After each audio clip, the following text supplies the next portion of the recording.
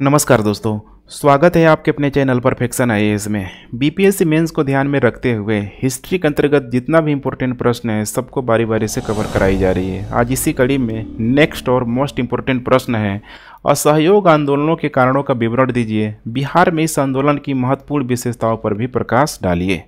अब यहाँ पे आपको बिल्कुल बेसिक से यहाँ पे शुरुआत करना है कि असहयोग आंदोलन को किन परिस्थितियों में यहाँ पे लाया गया, गांधी के द्वारा किस प्रकार से जो गतिविधियां चल रही थी, चाहे रॉलेट एक्ट की बात कर लें, चाहे जालियांवाला बाग हत्याकांड की बात कर लें, चाहे फिर जो हंटर कमेटी का जो गठन किया गया उसकी रिपोर्टें की बात कर लें, या फिर यहाँ पे खिलाफत के मुद्दे की बात कर लें, सबको यहाँ पे दिखाना है।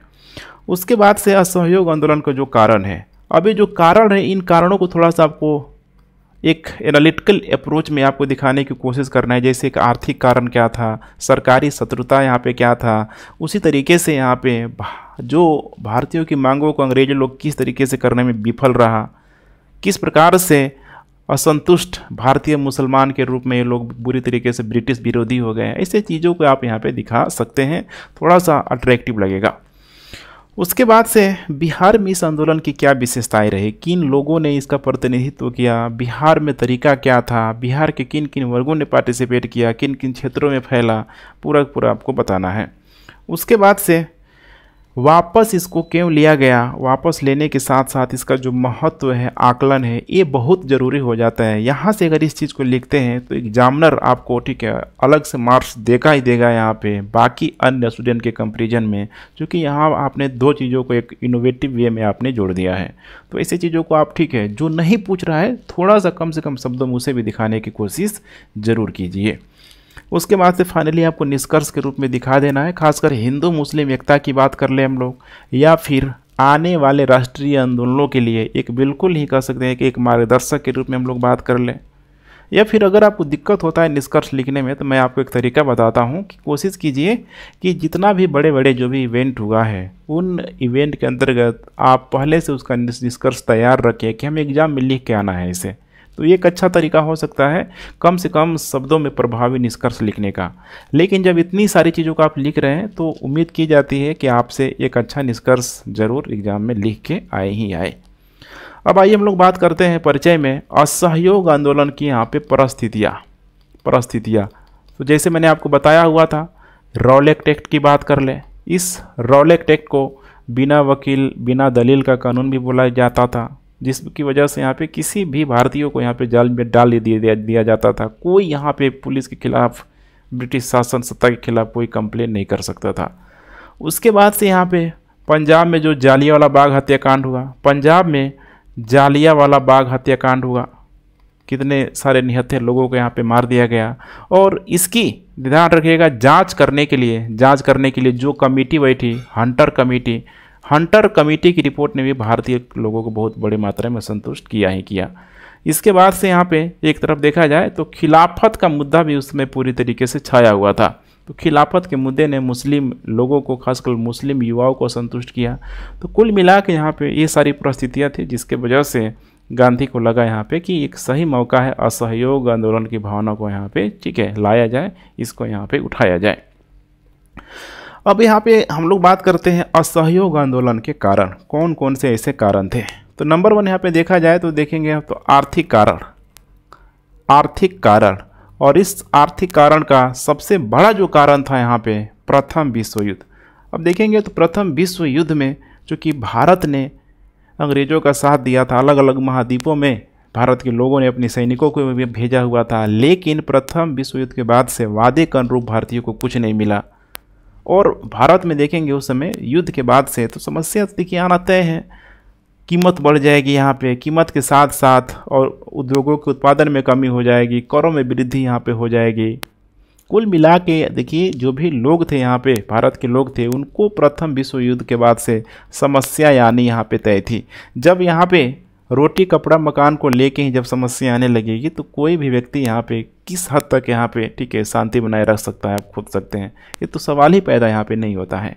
तो युद्ध के कारण माना जाता है कि सभी वर्गों को आर्थिक तंगी का सामना करना पड़ा और इसके वजह से सारे लोग एकजुट हुए और इसी को गांधी ने ठीक है पूरी तरीके से उभारने का यहाँ पे प्रयास किया। दूसरी तरफ अगर देखा जाए यहाँ पे सरकारी शत्रुता, इसको सरकारी हम लोग शत्रुता ही बोलेंगे।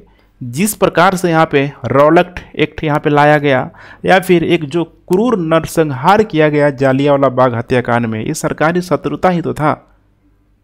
फिर इसकी यहाँ पे जांच करने के लिए जो हंटर कमेटी का जो गठन किया गया, बिल्कुल ही भारतीयों की आंखों में धूल झोंकने के बराबर था। इससे भारतीयों को लगा कि ये लोग तो बड़ी बड़ी सिर्फ बातें करते हैं, लेकिन जब खुद की जब न्याय व्यवस्था की बात आ रही है तो ये लोग ठीक है अपने आप पे एक आंच भी आने नहीं दे रहे।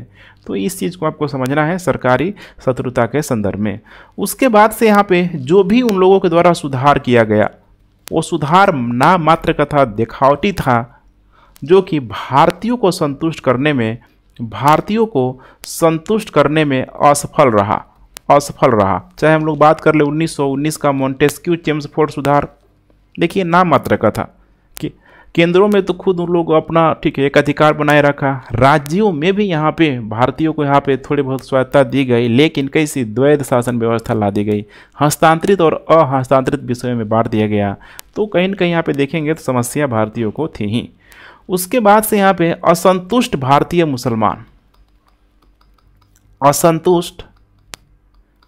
मुसलमान, चूँकि यहाँ पे जब खिलाफत का मुद्दा आ गया, मुस्लिमों का जब यहाँ पे धर्म का जब मुद्दा आ गया, तो आप सोच सकते हैं वे लोग किसी भी कीमत पे जाने के लिए यहाँ पे तैयार थे।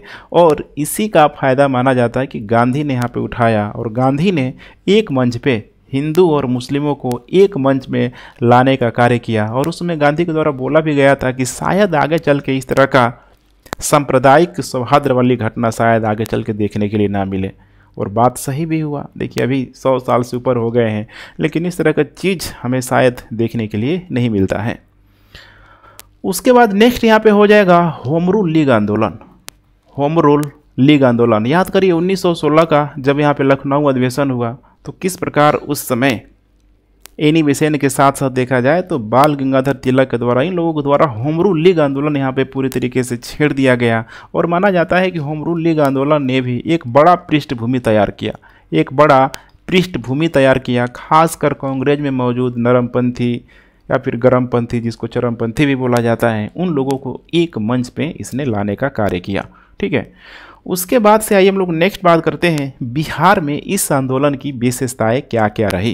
तो देखेंगे तो सबसे पहली जो विशेषताएं हैं यहाँ पे गांधी का नेतृत्व, गांधी जी के द्वारा जब यहाँ पे नेतृत्व किया गया, जब खासकर जालियांवाला बाग नरसंहार हुआ, खिलाफत का मुद्दा आया, रॉलेट एक्ट आया, हंटर कमेटी की जब बात आई यहाँ पे, तो गांधी के द्वारा जब इस आंदोलन को पूरी तरीके से क्या किया गया, छेड़ा गया, तो बिहार में भी इसका विस्तार किया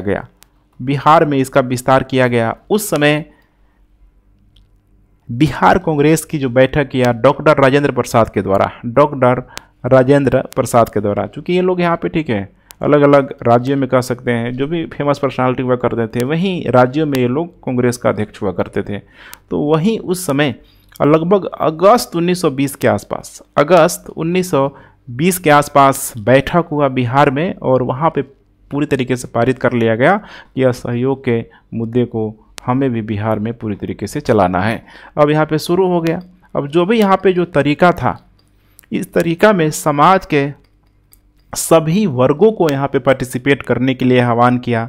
जैसे कि बोला गया कि जो भी छात्र है और स्कूल कॉलेज ना जाए भाई, छोड़ दे पूरी तरीके से। छात्रों के लिए वैकल्पिक व्यवस्था भी किया गया, जैसे कि सदाकत आश्रम वगैरह, अभी हम लोग देखेंगे विद्यापीठ की यहाँ पे स्थापना किया गया। उसी तरीके से देखेंगे यहाँ पे तो छात्रों के साथ साथ जो भी यहाँ पे वकील थे, वकील यहाँ पे नहीं जाए, कोर्ट वगैरह जाए ही नहीं भाई, कार्य यहाँ पे नहीं होगा। जो भी सरकारी नौकरी वाले जो भी लोग थे भाई, ये मतलब दफ्तरों में ना जाए, काम ही नहीं यहाँ पे पूरी तरीके से हो जाएगा। विदेशी वस्तुओं का यहाँ पे क्या किया जाए, बहिष्कार किया जाए। और तो और यहाँ पे जो मुंगेर था और भागलपुर के क्षेत्रों में जो कि घाटों और तालाबों की बंदोबस्ती के लिए यहाँ पे नीलामी का इन लोगों ने पूरी तरीके से क्या किया, बहिष्कार किया। तो ऐसे सारे आप मामले देख रहे हैं जो बिहार में पूरी तरीके से लोग एग्रेसिव मूड में यहाँ पे आ चुके थे कि इसका हर हाल में यहाँ पे क्या करना है, हमें असहयोग भावना को अपना के चलना है। अब असहयोग भावना में एक चीज़ अनिवार्य तथ्य होना चाहिए, ध्यान रखिएगा, अहिंसा। हिंसा किसी भी कीमत पे यहाँ पे नहीं होना चाहिए। इस चीज़ को हमेशा आप गांठ पार के एकदम रखे रहिए। उसी तरीके से यहाँ पे हो जाएगा प्रेस की भूमिका। चूँकि 1921 में देखेंगे तो सदाकत आश्रम से, ध्यान रखिएगा, सदाकत आश्रम से, जो इस आश्रम की स्थापना देखा जाए तो उसी दौर में इसकी स्थापना हुई थी। सदाकत आश्रम से मदरलैंड का यहाँ पे प्रकाशन भी किया गया। जब ब्रिटिश के प्रिंस का बिहार का जब दौरा हुआ तो उस समय भी इसका पूरी तरीके से बहिष्कार किया गया। तो इन सारे चीज़ों को आपको ध्यान में रख के चलना ही चलना है। उसी तरीके से यहाँ पे पुलिस हड़ताल ये हुआ है लगभग, ठीक है, मार्च अप्रैल 2021 में यहाँ पे हुआ है, ठीक है। पुलिस हड़ताल हुई जो कि बड़े मात्रा में फैलते चले गए, जैसे कि पटना हो गया, पटना के साथ साथ पूर्णिया, मुंगेर, चंपारण, इन सारे ही क्षेत्रों में बड़ी तेज़ी से फैलते चली गई, फैलती करी चली गई। अब यहाँ पे देख रहे हैं पुलिस हड़ताल यहाँ हो रहा है तो लोगों का मनोबल और तेज़ी से क्या हो रहा है, यहाँ पे बढ़ भी रहा है। उसके बाद नेक्स्ट है यहाँ पे पूर्ण बहिष्कार। इसका मतलब क्या है, पूरी तरीके से बहिष्कार यहाँ पे किया गया। खासकर जब प्रिंस ऑफ वेल्स जब ये बम्बई पहुंचा, प्रिंस ऑफ वेल्स जब जहाज से बम्बई पहुंचा, वहाँ पे भी कहीं न कहीं यहाँ पे, ठीक है, बहिष्कार यहाँ किया गया। बिहार में भी यहाँ पे हड़ताल हुई और बिहार में आया है, ध्यान रखिएगा, 22 दिसंबर को तो जो सरकारी जो प्रेस था उसमें भी यहाँ पे हड़ताल किया गया। उसके बाद से जब यहाँ पे गांधी की जब गिरफ्तारी हुई तो बिहार में बड़े मात्रा में यहाँ पे विरोधी सभाएं भी किया गया, ठीक है। गांधी जी की गिरफ्तारी का समझ सकते हैं कि राज्यव्यापी विरोध यहाँ पे किया गया। और तो और इसी समय सविनय अवज्ञा जांच समिति ने बिहार का दौरा भी किया। इसी समय देखेंगे तो बिहार में यहाँ पे शिक्षा का यहाँ पे प्रचार प्रसार किया गया, शिक्षा का प्रचार प्रसार भी किया गया। जैसे कि 1921 में बिहार विद्यापीठ की स्थापना हुई, जिसका उद्घाटन स्वयं गांधी जी के द्वारा किया गया था। बाकायदा कुलपति के रूप में मजहरूल हक को, उप कुलपति के रूप में ब्रजकिशोर प्रसाद को और प्राचार्य के रूप में डॉक्टर राजेंद्र प्रसाद को बनाया गया। तो शिक्षा का प्रसार में आपको ध्यान रखना है यहाँ पे बिहार विद्यापीठ की स्थापना किया गया। तो इसमें कुलपति याद रखिएगा, उप कुलपति और यहाँ पे प्राचार्य। कुलपति मजहरूल हक को और यहाँ पे हो जाएगा उप कुलपति के रूप में ब्रजकिशोर प्रसाद को और यहाँ पे प्राचार्य के रूप में राजेंद्र प्रसाद को यहाँ पे बनाया गया। उसी समय देखेंगे यहाँ पे तो सदाकत आश्रम की भी यहाँ पे स्थापना की गई। सदाकत आश्रम की यहाँ पे स्थापना की गई, जो क्रांति का केंद्र भी आगे बना, ठीक है। देखेंगे तो दीघा के पास सदाकत आश्रम की स्थापना की गई, जो राष्ट्रीय आंदोलन का मुख्य केंद्र भी बना। और यहीं से, ठीक है, जो मदरलैंड जो पत्रिका था प्रकाशित किया गया था, मदरलैंड पत्रिका प्रकाशित किया गया था सितंबर 1921 में। अब इस शिक्षा का प्रचार वगैरह, सदाकत आश्रम वगैरह सब आपको ध्यान में रखना है। जैसे मैंने बताया था आपको कि जब छात्राओं ने सरकारी विद्यालयों का, विश्वविद्यालयों का जब बहिष्कार करना शुरू कर दिया तो उनको एक अल्टरनेट देखिए चाहिए ही चाहिए। गांधी का मानना था कि अगर इनकी पढ़ाई रुक जाती है तो फिर समस्या होगी ही होगी। तो अपने अपने क्षेत्रों पे यहाँ पे अलग अलग राज्यों में इस तरह की गतिविधियाँ देखी गई, उनके लिए एक अल्टरनेट व्यवस्था किया गया। अब हम लोग बात करते हैं नेक्स्ट, इस आंदोलन का महत्व क्या है। तो देखिए सबसे बड़ा इस आंदोलन का जो महत्व है यहाँ पे हिंदू और मुस्लिम की भागीदारी, एक मंच से आके, ध्यान रखिएगा, एक मंच से आके दोनों ही लोग आके क्या कर रहा है तो ब्रिटिश शासन सत्ता के खिलाफ ये लोग आवाज़ उठा रहा है। ये अपने आप में बड़ी बात है और इसी को बोला जाता है सांप्रदायिक सौहार्द, सांप्रदायिक सद्भावना का भाव। और इस आंदोलन ने लोगों के बीच पूरी तरीके से कांग्रेस पार्टी की लोकप्रियता को भी स्थापित कर दिया। अब इसी समझ सकते हैं कि बड़े मात्रा में लोगों ने कांग्रेस से यहाँ पे जुड़ना क्या कर दिया, शुरू कर दिया। उसके बाद हम लोग बात करते हैं इस आंदोलन को वापस क्यों लिया गया, ठीक है। तो देखिए वापस लेने का सबसे बड़ा यहाँ पे जो कारण था हिंसा, क्योंकि असहयोग की भावना हिंसा पे नहीं अहिंसा पे होनी चाहिए। और फिर वो जो गोरखपुर का जो जगह है चौरा चौरी, चौरा चौरी, यहीं पे फरवरी 1922 में जो पुलिस थाना वगैरह चौकी वगैरह जला दिया गया। फिर गांधी को लगा कि अब असहयोग आंदोलन अहिंसात्मक नहीं हिंसात्मक हो गया है और हिंसात्मक गतिविधियों से कभी भी अंग्रेज़ों से मुक्ति नहीं पाया जा सकता है, कभी भी ब्रिटिश सत्ता को उखाड़ के नहीं फेंका जा सकता है। एक को मारोगे तुम 10 को मारेंगे, 100 को मारेंगे। तो इस चीज़ को आपको ध्यान में रखना होगा। इसका यहाँ पे ठीक है, जब इन्होंने आंदोलन को वापस लिया तो कई सारे जो क्रांतिकारी लोगों के द्वारा खासकर यहाँ पे विरोध भी किया गया। जैसे कि यहाँ पे देखेंगे कुछ बड़े जो नेता थे, मोतीलाल नेहरू, यहाँ पे हो जाएगा CR दास, ध्यान रखिएगा CR दास जो चंद्रशेखर आज़ाद के राजनीतिक गुरु के रूप में भी जाने जाते थे, तो CR दास वगैरह, ठीक है। या फिर जो भी अलग अलग जो देखेंगे क्रांतिकारी जो मूवमेंट है था, असहयोग आंदोलन के बाद से ही ये शुरू हो जाएगा। तो बहुत बड़ा टर्निंग पॉइंट है, ध्यान रखिएगा असहयोग आंदोलन, चूँकि इसके बाद से क्रांतिकारी गतिविधियाँ भी बड़ी तेज़ी से बढ़ती है। तो इन लोगों ने भी विरोध किया और आगे चल के हुआ भी, ठीक है। स्वराज पार्टी की इन लोगों ने यहाँ पे कांग्रेस के भीतर स्थापना भी किया। तो इसे भी आपको ध्यान में रख के चलना है। तो वापस इसीलिए यहाँ पे ले लिया गया। उसके बाद यहाँ पे हम लोग नेक्स्ट बात करते हैं इसका आकलन। अब यहाँ पे आकलन करना है अलग अलग एस्पेक्ट में, थोड़ा सा ध्यान में रख के इसका आकलन करना है। जैसे कि अगर नंबर 1 देखा जाए तो देखिए आंदोलन क्या हो गया, विफल हो गया। लेकिन अब विफल हो गया तो विफल होने का मतलब ये नहीं कि इसका जो दूरगामी जो परिणाम रहा, इसका जो रिजल्ट हो गया तो ये भी पूरी तरीके से विफल हो गया। हाँ, इंस्टेंट स्वराज उस समय भारतीयों को नहीं मिला, लेकिन इसने जो प्रभाव था बड़े मात्रा में छोड़ा। ध्यान रखिएगा, बड़े मात्रा में छोड़ा। मैंने बताया था आपको, ठीक है। जैसे कि संथाल विद्रोह हुआ था, मुंडा विद्रोह हुआ था, आंदोलन हुआ, विफल भी हुआ, लेकिन बहुत सारे सुधारों का मार्ग भी उसने प्रशस्त कर दिया था। ठीक वैसे ही यहाँ पे कुछ समझने की कोशिश करना है।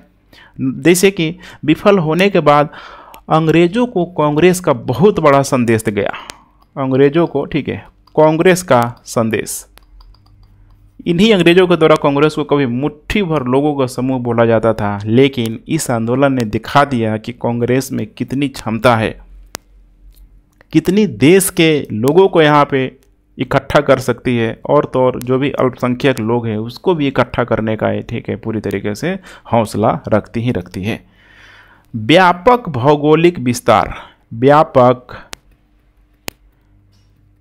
भौगोलिक विस्तार, इसका मतलब क्या है यहाँ पे कि आंदोलन का देखिए जो भौगोलिक विस्तार पूरी तरीके से राष्ट्र व्यापी था। अब इसका मतलब ये नहीं कि पूरे भारत में था, हालांकि इसकी जो इंटेंसिटी थी, यहाँ पे इंटेंसिटी जो थी, इसकी तीव्रता थी, कुछ क्षेत्रों में बहुत अधिक थी, जैसे बिहार हो गया, यूपी में हो गया, दक्षिण भारत तक फैला हुआ था, लेकिन कुछ क्षेत्रों में इसकी इंटेंसिटी उतनी तेज यहाँ पे नहीं थी, जैसे यहाँ पे कम भी देखने के लिए मिल जाएगा, ठीक है। उसके बाद नेक्स्ट है यहाँ पे सही मायने में जन आंदोलन, सही मायने में जन आंदोलन, चूंकि पहली बार ऐसा हुआ, अगर देखा जाए चंपारण सत्याग्रह को छोड़ दिया जाए, खेड़ा, ठीक है, अहमदाबाद मजदूर मिल हड़ताल, तो देखेंगे तो वे सब क्षेत्रीय स्तर पे, फिर जितना भी जनजातीय विद्रोह हुआ सब क्षेत्रीय स्तर पे हो रहा था, लेकिन पहली बार ये जो अंतर्राष्ट्रीय स्तर पे हमें देखने के लिए मिला, राष्ट्रीय स्तर पे देखने के लिए मिला, ये एक बहुत बड़ी बात है, ध्यान रखिएगा, ठीक है। तो इसी का मतलब है सही मायने में जन आंदोलन, जिसमें लाखों भारतीयों ने समाज के सभी वर्ग के लोगों ने, सभी जाति के लोगों ने, सभी धर्म के लोगों ने इसमें पार्टिसिपेट किया ही किया। इसके बाद यहाँ पे हिंदू मुस्लिम एकता को आप डिनाई नहीं कर सकते। हालांकि इसी बीच 1921 में यहाँ पे ध्यान रखिएगा, अगर मालाबार घटना को छोड़ दिया जाए, जिसमें बड़े मात्रा में वहाँ पे भी, ठीक है, हिंसक कत्लेआम हुआ था। अब खुद सोचिए, अगर इस घटना को छोड़ दिया जाए केरल के क्षेत्रों की तरफ, तो फिर कुल मिला के देखा जाए तो एक सांप्रदायिक सौहार्द की जो भावना है उत्तर भारत में बिल्कुल आपको देखने के लिए मिलेगी। फाइनली आपको निष्कर्ष के रूप में बताने की कोशिश करना है कि असहयोग आंदोलन पहला ऐसा जन